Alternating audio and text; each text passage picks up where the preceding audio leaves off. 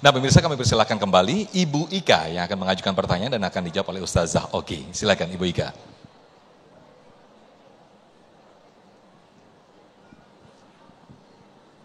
Bismillahirrahmanirrahim. Assalamualaikum warahmatullahi wabarakatuh. Terima kasih untuk kesempatan yang diberikan kepada saya. Perkenalkan saya Ika, salah satu pengurus di Majelis Talim Al-Kausar ini, Ustazah Oki. Terkait dengan tema yang luar biasa hari ini, yaitu bila hati tersakiti maka Allah yang akan mengobati. Masya Allah.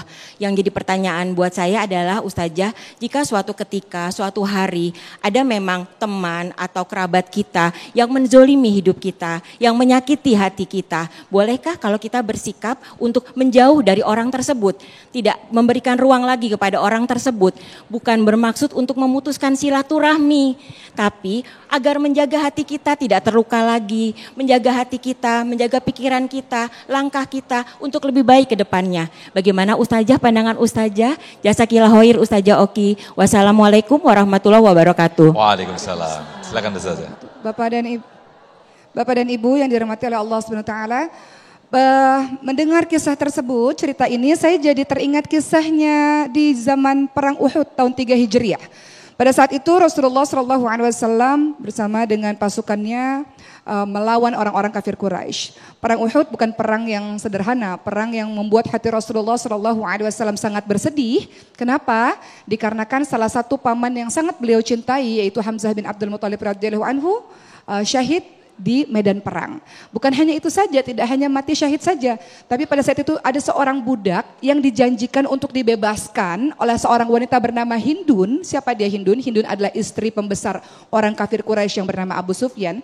Hindun berkata pada Wahsy, "Wahsy, kalau engkau bisa membunuh salah satunya Hamzah bin Abdul Muthalib, maka aku akan bebaskan engkau."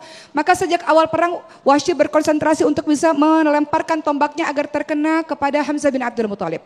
Singkat cerita, Hamzah bin Abdul Muthalib syahid pada saat perang Uhud, dan kemudian dirobeklah telinganya, dirobeklah hidungnya, kemudian dirobeklah jantungnya, dan Hindun memakan jantung tersebut. Peristiwa bertahun-tahun kemudian terjadilah yang kita sebut sebagai Fathu Mekah atau pembebasan kota Mekah pada tanggal 8 Hijriah atau pada tahun 8 Hijriah. Apa yang terjadi pada saat itu? Pada saat itu orang-orang Islam berbondong-bondong untuk membebaskan kota Mekah, menghancurkan berhala-berhala dari Ka'bah. Di saat itu kemenangan bagi umat Islam. Dan orang berbondong-bondong masuk Islam, salah satunya adalah Wahsy dan Hindun tentunya. Wahsy dengan wajah yang ketakutan menunduk dan bertemu dengan Rasulullah SAW dan menyatakan keislamannya. Lalu Rasul bertanya, "Engkaukah Wahsy yang membunuh pamanku itu, Hamzah bin Abdul Muthalib? Ceritakan padaku bagaimana cara engkau membunuh pamanku." Maka Wahsy menceritakan dengan ketakutan. Rasulullah menerima keislamannya Wahsy. Hanya saja setiap kali memandang Wahsy, Rasulullah teringat akan bagaimana Wahsy membunuh sang paman Hamzah bin Abdul Muthalib. Maka Rasulullah mengatakan, "Wahsy, engkau sekarang seorang muslim, tidak ada lagi dosa bagimu seperti bayi baru lahir. Hanya saja jauhkan wajahmu dari pandanganku." Sampai Rasulullah wafat, Wahsy hanya bisa memandang Rasulullah dari kejauhan. Kenapa? Apakah Rasul tidak memaafkan Wahsy? Rasul memaafkan Wahsy.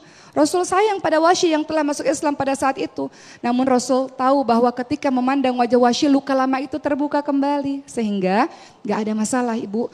Urusan memaafkan itu adalah urusan kita. Kita mau hidup kita damai dan tenang. Sampai kapan hidup harus benci, marah, dendam, sakit di sini, sakit di badan, ya kan? Oleh karena itu memaafkan urusan kita.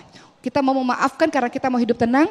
Urusan dia kepada Allah SWT. Perkara gak mau lihat, gak apa-apa, untuk sementara waktu kita doakan agar dia bisa melakukan hal-hal yang baik, dan kita berdoa kepada Allah agar Allah membersihkan hati kita. Untuk apa? Agar tidak muncul kebencian-kebencian lagi. Amin. Dengan begitu hidupmu jadi lebih tenang, insya Allah. Insya Allah. Terima kasih Ustazah Oki atas jawabannya. Nah pemirsa, kami masih persilahkan dan kami buka sesi tanya jawab kepada para jamaah. Untuk itu disiapkan pertanyaan terbaik Anda, namun di segmen berikut. Tapi kami juga akan sampaikan nanti di segmen 5 ada segmen ulama menjawab, di mana kami akan bacakan pertanyaan-pertanyaan sudah masuk lewat Instagram @damai Indonesiaku _TV1 yang nanti akan dijawab oleh guru-guru kita. Untuk itu tetap bersama kami dalam Damai Indonesiaku.